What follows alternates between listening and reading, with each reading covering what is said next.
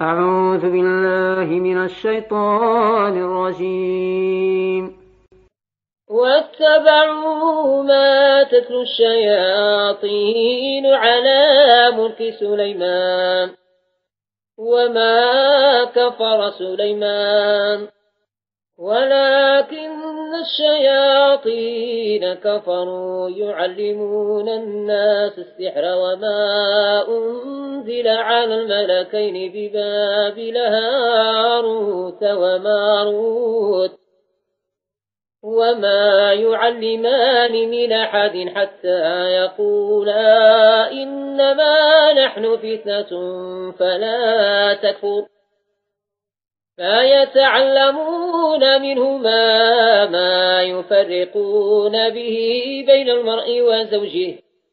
وما هم بضارين به من أحد إلا بإذن الله ويتعلمون ما يضرهم ولا ينفعهم ولقد علموا لمن اشتراه ما له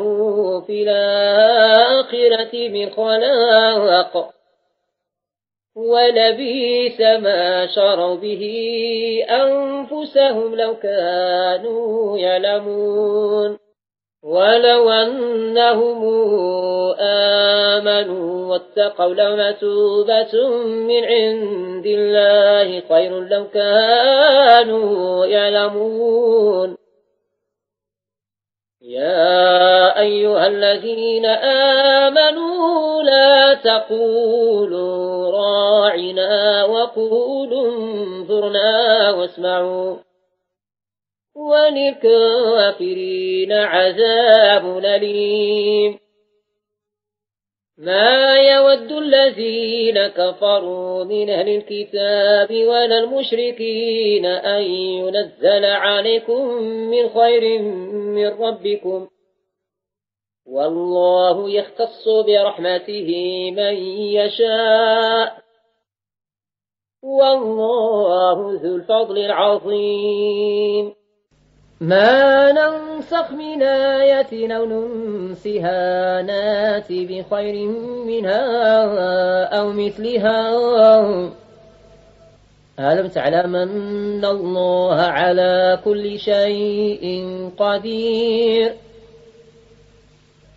ألم تعلم أن الله له ملك السماوات والأرض وما لكم من دون الله من ولي ولا نصير أم تريدون أن تسألوا رسولكم كما سئل موسى من قبل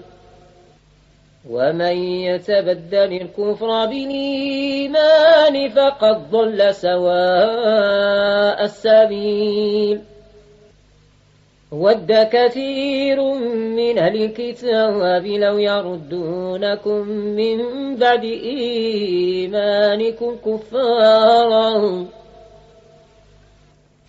حسدا من عند أنفسهم من بعد ما تبين لهم الحق